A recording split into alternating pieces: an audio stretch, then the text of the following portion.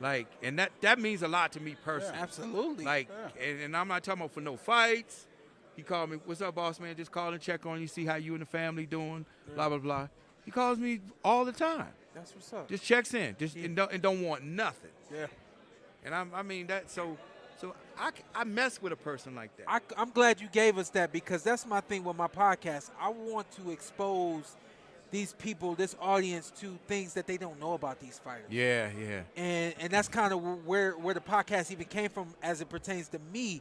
I wanted to start showing people that we're smarter than you think. Yes. We speak better than you think. We got stories that y'all don't know about. We got more character and more personality than y'all ever knew.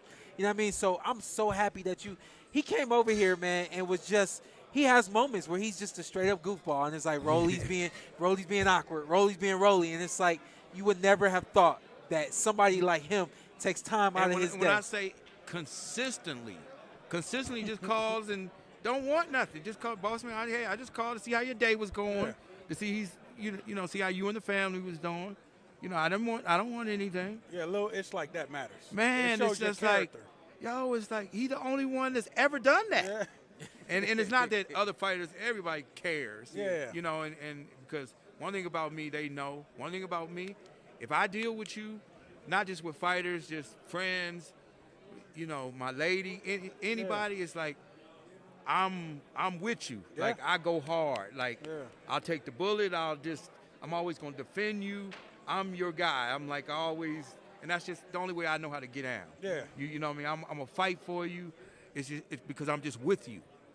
And so he sees that, and everybody else does too. But everybody else carries things differently. Yeah. And it's just little things like that mean a lot to me. Like a lot. Like he was really, really dejected, depressed, coming off the loss. We were on the flight together, 5 hours from New York, 5.5 hours. We talked the whole time. He's just, a lot of things. It's, shared some personal stuff, and it was. I think it was a turning point for him, because it was just like he just couldn't get over, like what he had just got knocked out. I said, look, you lost to the best. In my opinion, Tank's the best fighter in the world. Okay, and you lost to definitely the best guy in the division. Yeah. So it's like you got to chalk that up, and it's like you ain't gonna get in the ring with nobody else like a Tank. You done been through the tough, hard part. So pick your head up, and we got to keep it moving. Yeah, we got to keep it moving. This is just a part of life. But how you gonna move forward from this? Are you gonna sit down and just, or you gonna pick your head up and like, okay, there's another day? And that's why you notice is that he learned, and what he was saying about Tank afterwards. He was like, look, I got a lot of respect for the guy because I taught him that. I was like, look, you can't sit there and say this and that about, like I said, the better man won, and there's nothing to be ashamed of that. It's like when your career is over, you shared the ring with greatness, you came up short, but you did that. You know what I mean? Go on and beat the rest of these guys we put in front of you. You ain't got nothing to be ashamed about. Speaking of Tank, are we getting Tank this summer? Of course you're going to get him. Where we at? Can you speak on where we at? He's going to let you know. Okay. He going to let you know when, and where, and who it's going to be. Oh, we don't got an opponent? Oh, yeah. Well, he got to let you know that. Oh, okay. We don't. Yeah. No, we don't. You know what it is. Yeah. Tank's the boss, man. He got to let you know. He mad because he ain't move like that. Question for you. Hopefully you can set this record straight. Hopefully. How comfortable? And I'm gonna answer half the question because I don't want you to take me around in them circles. I already know you're gonna go where the best fights are, where the most money is, where the most eyes are. I already know that. But how comfortable is Tank Davis at 135 opposed to fighting at 140? Well, what I've been saying all along, Tank can make 130. The first day of camp, what, 3 weeks ago, a couple weeks ago, and I think the world saw this. He stepped on the scale. He was 138 and a half. Nah, I missed that. Oh, you didn't see it? It's out there. Google it. He tweeted it. First day. Again, They thinking of the old Tank, the Tank that fought. The young, they thinking of the young kid. Yeah, who was undisciplined. He's a man. You know, just trying to find his way. Tank, that's the old Tank. Tank is about his business. He understands he's a professional now, and he's had some ups and downs, and he's learned he's a family guy now. The whole nine, and it's like, but more, he's a naturally small guy, and again, he don't walk around 30 pounds over his weight. He don't do that no more. Yeah. He stays around his weight. Yeah. You know, and again, first day, and it's like, the first thing I'm saying is like, put on some weight. You think we see him at 130? No, I don't think you see him at 130 because Yeah. I don't think there's any, at the moment, Yeah, I don't think there's a reason to go there and do anything. Yeah. Now, I'll just throw out a hypothetical. Sure. If the little guy who In your way. he is that guy, he can fight his behind off. Yeah. He can.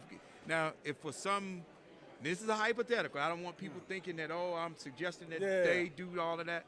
But if for some reason he came to 130, that's one you go for. It makes sense. all It day. makes sense. That's all Japan. day, Yeah. all day. That's one you go for. Leonard Ellerbe makes money off of it. Is the next mega fight in boxing Devin Haney versus Tank Davis? The mega fights are with Tank Davis. Oh, You ain't know the answer. Yeah, You know the answer to that. I didn't know that. Nah, I didn't know he was come gonna on, give me that. man. I didn't know he was gonna give me that. Tank again. I didn't know that. Tank gonna do what he want to do. Okay. Wherever Tank go, that's where it's at. That's the truth. He's the one calling all the shots. Yeah. But like I always tell all my fighters is that when you're in that position, you're dictating the terms. Don't let nobody tell you and anything differently. You know, because there'll be a lot of noise out there saying that you do what you're supposed to be doing. And if somebody want it, then they're gonna do it on his terms, whatever that means. And it's always gonna be on his terms. Okay. And even if that means the fight don't happen, we good. We good with it without you. Tank's good. We good with it without you. Tank, because he's going to get the guys that he want to get. They know who they are, and he's going to get them. Where's the next fight?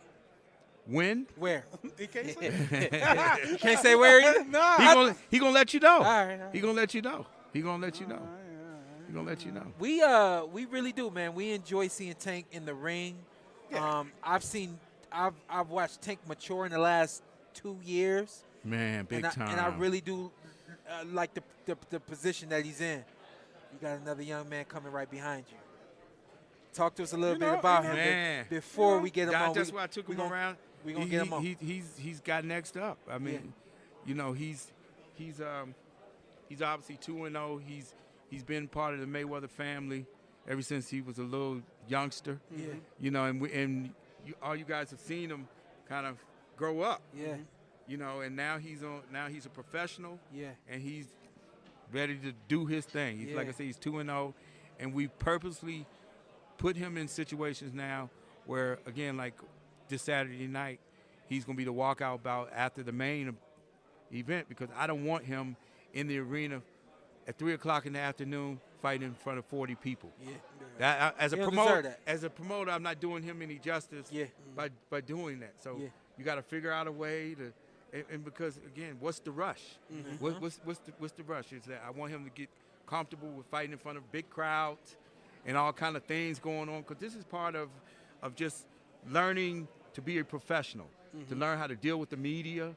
That's why I've been taking him to all the press rooms, and Floyd introduced him into at the Canelo fight. Like those kind of experiences as a young fighter, people don't get a chance to experience because the only one who can go in and disrupt a major press conference is somebody like a Floyd. Yeah.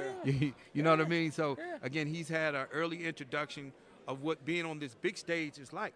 So it's just preparing him. All he has to do is continue to stay focused and do the things that he needs to do. And then we're going to do our part, and we're going to line these guys up, and he's just going to knock them down one by one. Yes, sir. One by one. How many times do you think we see him this year? So where we at in March? Maybe 4 or 5. Yeah. Maybe 4 or 5. Real quick, before we get you on, Big Dog, talk to us. I always have this, or I've had this ideology. If you're a young fighter and your first round ends, no, leave it on. Okay. Yeah, leave it on. and your first round ends in the first round knockout, you should be in the ring next month. Yeah. So even with it being 4 to 5 times this year, there's still the possibility that he might be doing some back-to-back type stuff. Oh, it's no doubt. I just want to make sure that, yeah. It's no doubt. For an example, you fought in, was it December? Or November? No, in November. I was supposed to fight December. Yeah, but yet. right. And I was going to bring him right back in December, but he had some dinner work to do, and he couldn't. It was already scheduled. So that's why he didn't go then, that kind of thing. So, again, it's like we're just going to line these guys up. And he's learning the right way already. He's active in the community already. Like for this fight Saturday night, he's sponsoring 50 kids from Child Haven. We all know what Child Haven is. There you go. So they've already come to the gym and got a chance to meet him. This was about 2 months ago. Yeah, about 2 months ago, and shake his hand and watch him work a little bit. And these kids, because I know the person who runs the program down there. They took pictures with him up, and they got it all in their youth sports room, and so it's like, and they are attached to him. Absolutely. And this is what it starts, being involved with these kids in the community, and they already look up to him. They excited to come to the fight on, and these are the kind of things we're working with the experienced promoter that what it takes to kind of build your base, and with him being from Las Vegas, living here in Las Vegas, and that's what it's going to be. We're going to build him a big following right here at home, and we're going to move from there. And every 10 to 20 years, Leonard Ellerbe strikes gold. I got a son I need you to bless. Without He's a 2 doubt. years old, so Yeah. he'd be at the baptism. Without a doubt. I did it with Floyd, did it with Tank. Yeah, see? Here we go. Let's get him on. Let's get That's him on. it. Yeah. Great introduction. Yeah. Man, that's a mixtape intro right there. Appreciate you, Leonard. Appreciate you, Leonard.